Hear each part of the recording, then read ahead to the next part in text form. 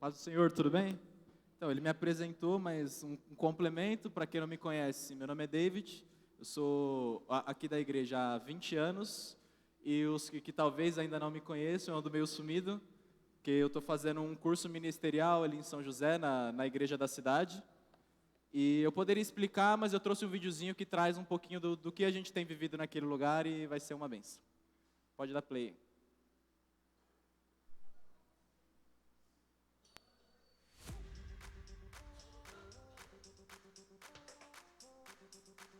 IC College é a escola ministerial preparatória para a vida. Não é uma faculdade cristã, não é um instituto teológico, não é uma escola bíblica, é uma escola ministerial de preparação para a vida. Através do IC College, eles vão receber um ensino apostólico, profético e pastoral empoderador para as suas vidas.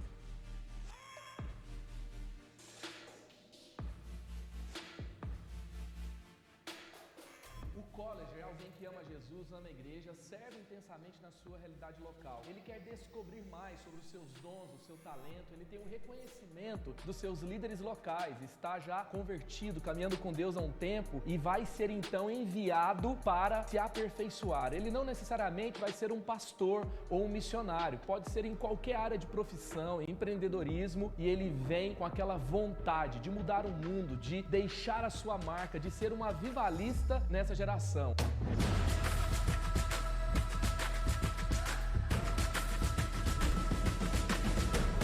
No IC College, você vive uma experiência imersiva no período de 1 ano letivo. Aqui você vai ter aulas muito profundas e também ambientes práticos para você desenvolver tudo aquilo que tem aprendido e recebido. São estágios ministeriais na igreja da cidade, imersão na rede de igrejas da cidade, com outros contextos e cultura, além de evangelismos, ações nas conferências aqui da igreja. Ao final de tudo isso, fechar com chave de ouro, você junto de seus colegas vai participar de uma viagem missionária, onde você vai poder entregar mais ainda do amor de Deus e viver tudo isso numa realidade completamente diferente.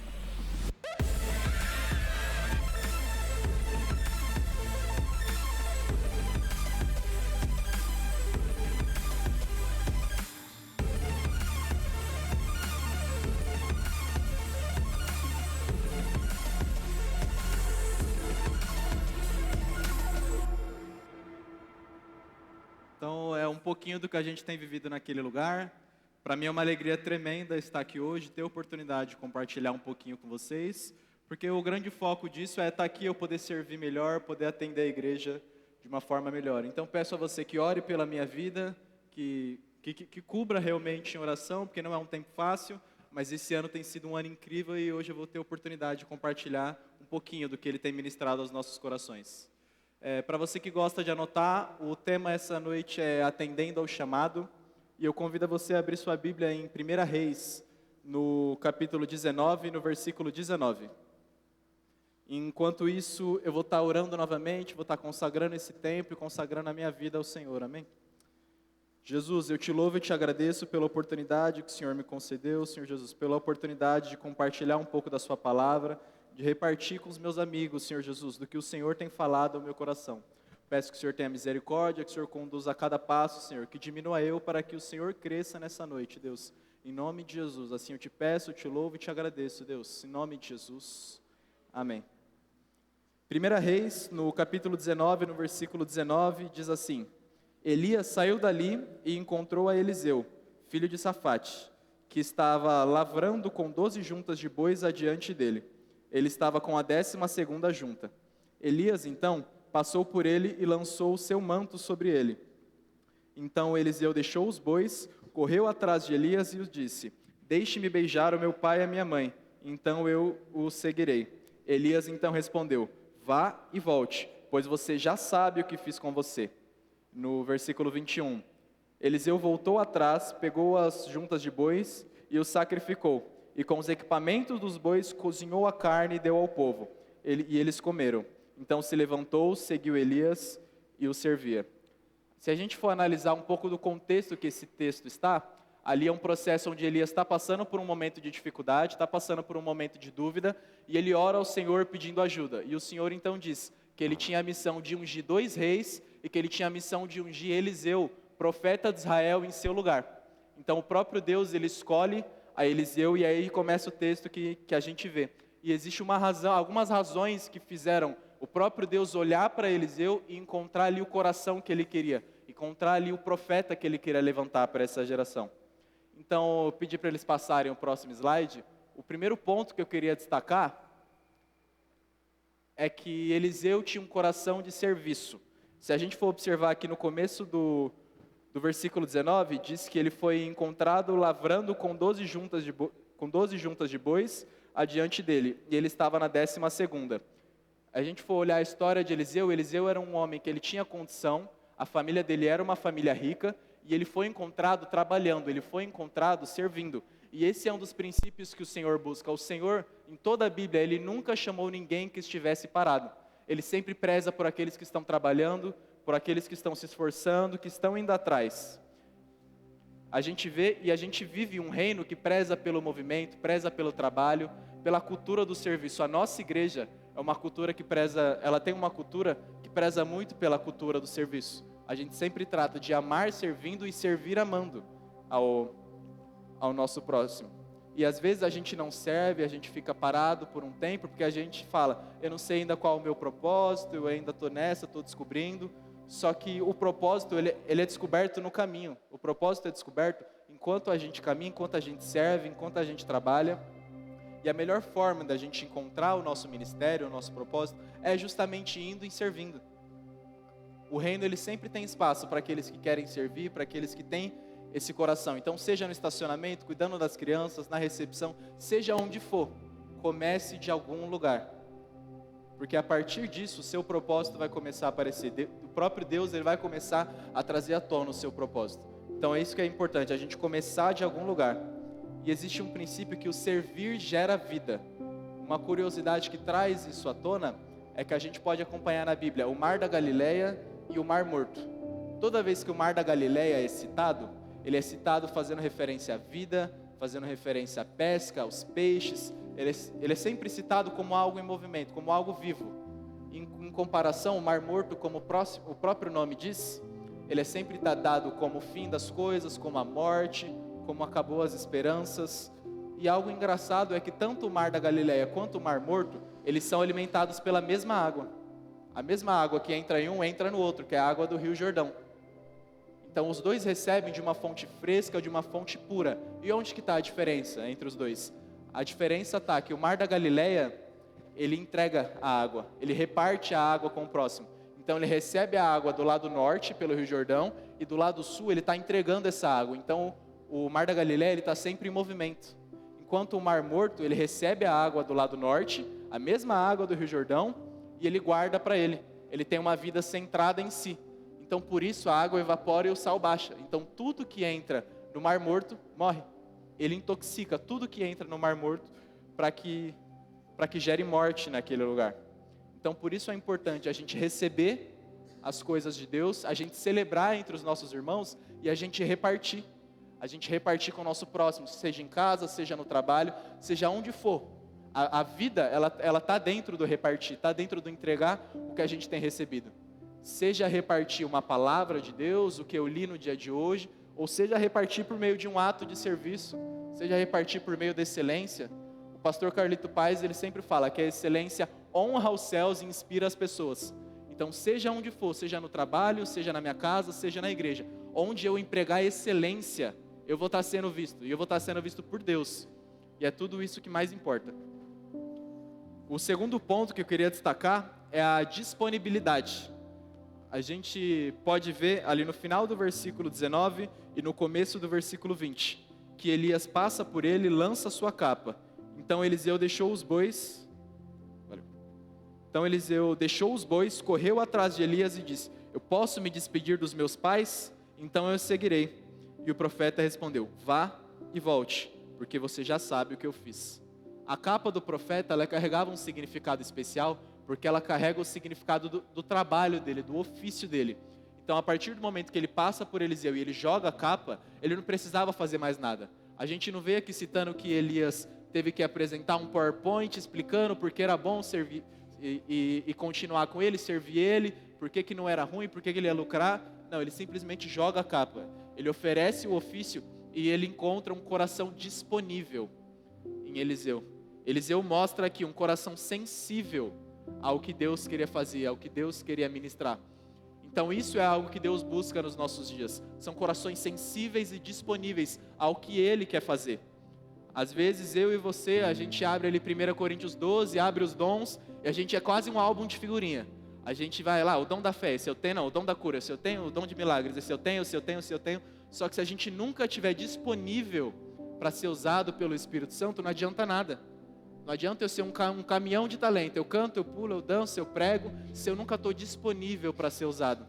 Senão, eu só posso ser usado no momento que eu quero. Assim, se eu combinar, se a gente combinar, aí eu vou. Mas se não, assim, não curto esse negócio de surpresa, então eu acho melhor não.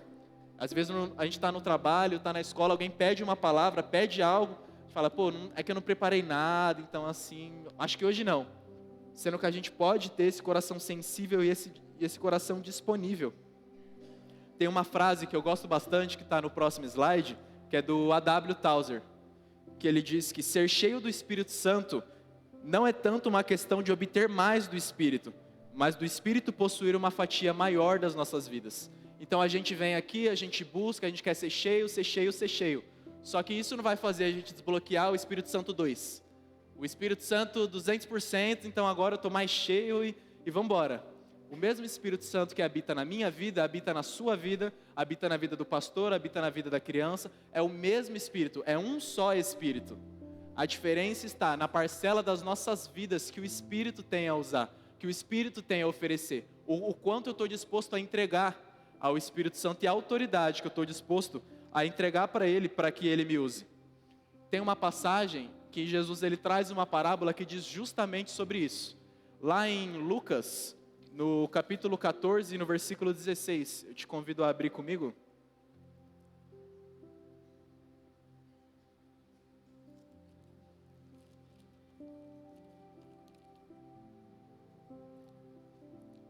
Lucas 14, 16.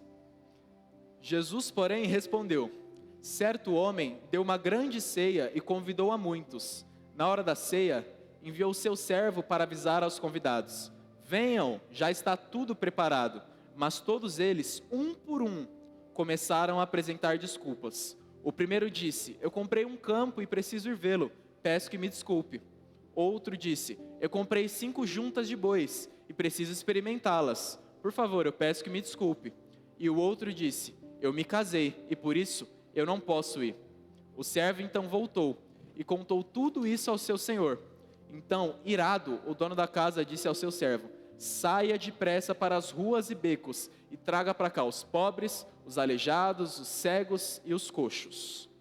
Então, essa parábola, assim como Jesus conta, esse senhor que preparou essa ceia, ele estava procurando pelos disponíveis. E aqui ele chama homens que têm dinheiro. A gente vê, eles estavam comprando posses, eles estavam se casando, estavam se dando em casamento. Eles tinham condição, eles tinham dinheiro, eles tinham às vezes dons, talentos, mas eles não tinham o principal, que era a disponibilidade. E por não ter a disponibilidade, eles ficam fora da mesa. Eles saem da mesa e a mesa se torna um lugar para aqueles que talvez não tivessem o mesmo pedigree, para aqueles que talvez não tivessem os mesmos dons, os mesmos talentos, mas tinham a disponibilidade que o Senhor buscava. E por isso, eles se sentaram à mesa. Por isso, eles ceiaram com o rei. O Senhor, ele, desde sempre, e ainda nos nossos dias, Ele busca por homens e mulheres disponíveis. Em Isaías 6, o próprio Senhor diz: quem enviarei em meu nome? Ele está procurando alguém, está procurando um homem para enviar. E que a nossa resposta possa ser a mesma de Isaías, dizendo: Senhor, eis-me aqui, envia-me a mim. Senhor, o Senhor encontrou o coração disponível que o Senhor procurava. Nem sempre é fácil, mas tendo esse coração disponível, esse coração sensível, a gente pode prosseguir. E o último ponto que eu queria reforçar é que Eliseu tinha um coração disposto a fazer sacrifício. No versículo 21, nós podemos ver que Eliseu voltou atrás, pegou a junta de bois e o sacrificou. E com o equipamento dos bois, cozinhou a carne e deu ao povo, e eles comeram. Então se levantou, seguiu Elias e o servia. A gente pode ver que Eliseu tinha um coração que não tem medo de fazer sacrifícios. O equipamento que fala ali era o jugo que conduzia os bois. Então ele pega, ele mata os bois, ele faz ali um churrascão e ele usa como lenha o jugo que era usado para que seria usado para outros bois. Ou seja, ele pega a ferramenta de trabalho dele, ele quebra e ele faz daquilo um altar ao Senhor, faz daquilo um sacrifício ao Senhor. Porque mesmo que ele quisesse voltar atrás, mesmo que ele quisesse olhar depois e falar, ih, vacilei, errei, fui moleque, quero voltar atrás, ele não ia poder mais. Porque aquilo que prendia ele àquele lugar, ele deixou para trás, ele sacrificou. Ele sacrifica o relacionamento com os pais dele. Ele vai, a gente vê aqui que eles tinham um bom relacionamento, porque a primeira coisa que ele faz é pedir para dar tchau, é pedir para se despedir. Então ele sacrifica o relacionamento com os pais. Ele sacrifica o meio de trabalho dele. Tudo isso em nome de um propósito maior. Quando a gente fala em sacrifício, quando a gente fala em renúncia, automaticamente a gente começa a pensar nas coisas erradas. Começa a pensar no pecado, fala, pô, eu vou ter que sacrificar o pecado, eu vou ter que sacrificar um relacionamento ali que eu sei que não é tão legal, eu vou ter que sacrificar as coisas que me afastam de Deus. E tudo isso é verdade. Só que existe um outro tipo de sacrifício que é onde mais pega, que é o sacrifício das coisas lícitas, que é o sacrifício daquilo que é honesto, é o sacrifício daquilo que é bom. Então, talvez a gente tenha que sacrificar ali um trabalho, talvez a gente tenha que sacrificar uma amizade, um entretenimento, um hábito, talvez a gente tenha que sacrificar uma prioridade, que o mundo talvez não entenda. Às vezes a gente vai contar para alguém que não é da igreja, fala, meu, mas não tem o menor sentido, você vai sacrificar uma série que não tem nada a ver, fala, por quê? Porque Deus me pediu, e o meu coração é completo para Ele, porque a parte do meu coração que Ele tem acesso é toda, Ele tem acesso a todo o meu coração, e é quase inevitável a gente falar de renúncia, a gente falar de sacrifício, e a gente não lembrar de Abraão e Isaac. Abraão é chamado ali em Gênesis 12, e logo no chamado dele, ele ouve do Senhor, que o Senhor faria dele pai de multidões, que nele seriam benditas as famílias da terra. A gente ouve muitas promessas, só que tudo isso tinha um problema, ele não tinha filhos. Então ele não tinha com quem repartir, não tinha como ele ser pai de multidões, porque ele ainda não tinha nenhum filho para repartir. Então ele recebe uma visita e recebe uma promessa do próprio Deus, que ele teria um filho. Ainda que Sara já fosse de idade, ainda que Abraão já fosse de idade, ele recebeu a promessa, que eles iam gerar um filho, e a partir dele, ele ia ser pai de multidões. Então isso acontece, o milagre acontece, a promessa é concretizada, e nasce Isaac como filho da promessa, ele nasce ali como um menino alegre, um menino bonito, um menino forte, só que a gente pode acompanhar em Gênesis 22, que o Senhor pede Isaac para Abraão. Gênesis 22, no capítulo 2, o próprio Senhor, ele vem até Abraão e ele pede, me entrega Isaac, me entrega Isaac. E Abraão, ele tinha todos os motivos do mundo para falar, eu estou ficando louco, porque se foi Deus que me entregou, por que ele ia me pedir agora? Não, eu estou ficando louco, eu estou viajando, eu não vou entregar não. Ele tinha todos os motivos do mundo para fazer isso, para falar, Senhor, eu acho que não era isso, eu entendi errado, não é isso. Só que a posição que Abraão toma é de pegar o menino, pegar um pouco de lenha e subir ao Monte Moriá. Porque a prioridade de Abraão não era a promessa, mas era o Deus da promessa. A prioridade de Abraão era erguer o sacrifício a Deus. Então a gente pode ver que toda vez que Deus pede Isaac, na verdade ele está pedindo o coração de Abraão. Naquela história ele quer saber, Abraão, o quanto eu ainda tenho você? Abraão, as coisas que a gente combinou, os milagres, as promessas aconteceram. O quanto eu ainda tenho do seu coração? Então o Senhor, ele impede ali que Abraão sacrifique Isaac e tudo. Por quê? Porque no versículo 12 nós podemos ver que o Senhor diz que agora ele vê que Abraão o teme. Agora ele vê que o coração de Abraão está nas suas mãos, que o coração de Abraão pertence a ele. Então algumas renúncias que às vezes parecem não fazer o menor sentido para a gente, elas são para mostrar onde está o meu coração, onde está o seu coração e o quanto que o Senhor Jesus pode fazer uso disso.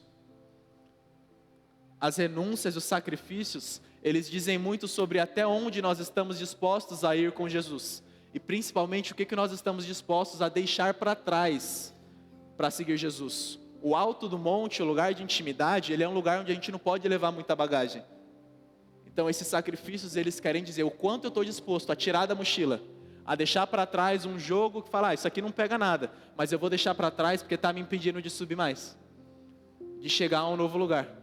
Esse relacionamento aqui, ele não tem problema, só que ele está numa posição que ele está me impedindo de subir mais, de chegar a um novo lugar de intimidade. Então eu vou deixar para trás, porque a minha prioridade é subir, é continuar escalando, é continuar adentrando esse lugar de intimidade.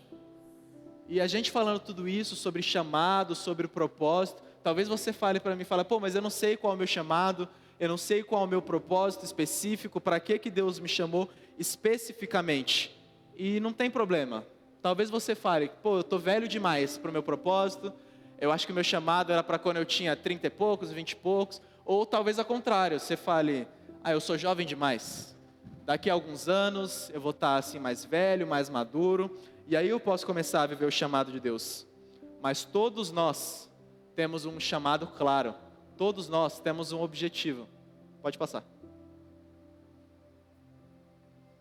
Você e eu, nós temos um chamado. Em Atos, no capítulo 1, no versículo 8, eu te convido a abrir comigo.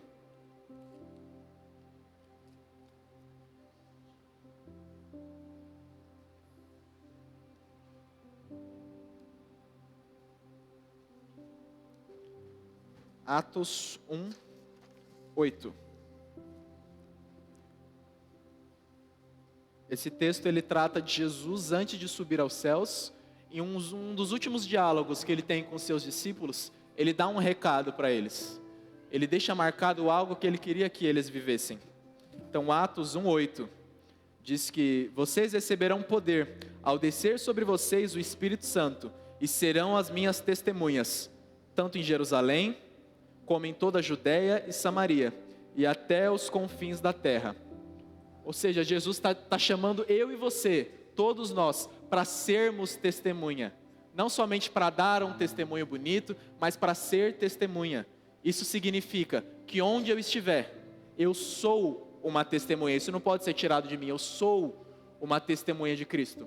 Então, se eu chego ali no meu trabalho, um ambiente onde às vezes não é cristão, um ambiente onde a maioria das pessoas não é cristã, eu sou uma testemunha de Cristo.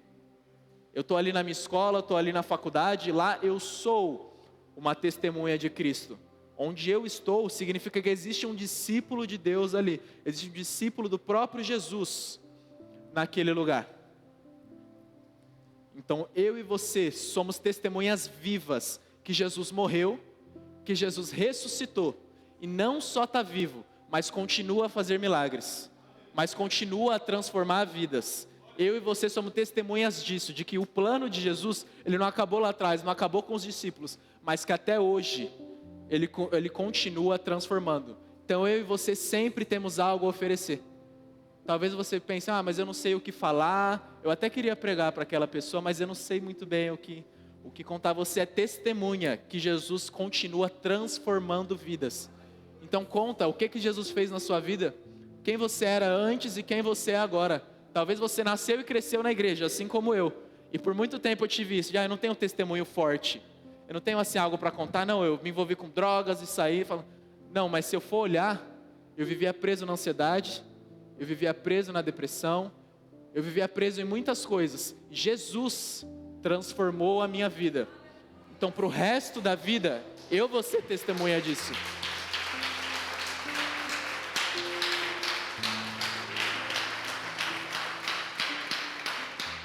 A gente pode ver ali em Mateus, no capítulo 28, no versículo 18, que o próprio Jesus, mais uma vez, ele comissiona os seus discípulos. Ele diz, foi-me dada toda a autoridade debaixo dos céus e da terra. Portanto, ide e fazei discípulos de todas as nações, batizando-vos em nome do Pai, do Filho e do Espírito Santo, e ensinando-os a cumprir todas as ordenanças que os tenho ensinado. Ou seja, mais uma vez ele reforça, onde quer que eu esteja, a minha tarefa é fazer discípulos. Então o meu chamado individual, que talvez eu ainda não saiba, o meu chamado individual, ele diz sobre o como eu vou fazer discípulos. Então, se eu sou chamado para ser um grande empresário, eu vou fazer discípulos na minha empresa. Se eu sou chamado para ser um médico, eu vou fazer discípulos como um médico. Eu vou ser uma testemunha de que o médico dos médicos ainda vive e ele faz os milagres que eu não posso fazer. Se eu sou chamado para ser um pastor, sou chamado para ser um advogado, não importa onde seja. O meu chamado é fazer discípulos e testemunhar que Jesus morreu, que Jesus vive e continua a fazer milagres. Onde quer que nós estejamos, esse é o nosso comissionamento, esse é o nosso chamado. Seja você criança, jovem, adulto, idoso, é isso que nós temos para viver e é isso que nós temos que viver. Então, eu queria te convidar a se colocar de pé nesse momento. O louvor pode subir. E nesse momento eu queria fazer um convite especial. Antes de tudo, eu queria fazer um convite para você que talvez ainda está vindo aqui tem um tempo, ou está vindo aqui a primeira vez, às vezes caiu aqui de paraquedas, e aí ainda não aceitou Jesus como seu único e suficiente Salvador. Eu te convido que você venha aqui na frente, faça esse voto, aceite ao Senhor Jesus como seu único e suficiente Salvador, porque a partir disso a sua vida vai mudar. Ou talvez você já tenha aceitado Jesus em algum momento, mas por alguma razão você se afastou. Seja um afastamento físico mesmo, saiu da igreja, ou talvez aqui dentro, só você sabe o quanto que você se afastou. E eu quero te convidar, você que quer se reconciliar com Jesus, você que quer voltar para casa realmente e dizer, Senhor, eu errei. E é com o Senhor que eu quero estar, é com o Senhor que eu devo estar. Eu te convido a vir aqui na frente. Aleluia. E eu quero estender esse convite para você que quer hoje decidir tomar essa decisão de dizer sim para Jesus. Você que quer ter e mostrar ao Senhor um coração que é um coração disposto a servir, um coração disponível ao Senhor e um coração que está disposto a fazer sacrifícios por Ele. Você que assim como Isaías quer dizer, Senhor, eis-me aqui. Eu sou a pessoa que o Senhor está procurando. Senhor, eis-me aqui, envia a mim, Senhor. Você que quer nessa noite tomar essa decisão de dizer sim, não para mim, mas de dizer sim para o Senhor, eu te convido a vir aqui na frente como um passo de fé, como um passo para falar, Senhor, o Senhor pode usar cada dom, cada talento, tudo que há em mim foi o Senhor que colocou. Então tudo que há em mim, o Senhor pode usar. Eu te convido a tomar esse passo de fé e vir aqui à frente.